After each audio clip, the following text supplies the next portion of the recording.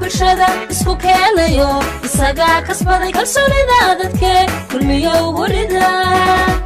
dhaqaalaha kobce kaalin qaadayo kobka horumarku kor u qaadayo kulmiyeynune kor u qaadayo kulmiyeynune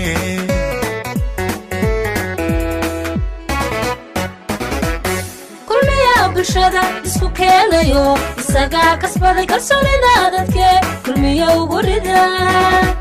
dhaqaalaha kobce kaalin qaadayo kobka horumarku kor u qaadayo kulmiyeynune kor u qaadayo kulmiyeynune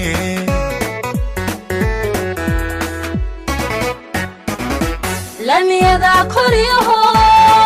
korayo ila cidi kayrgalay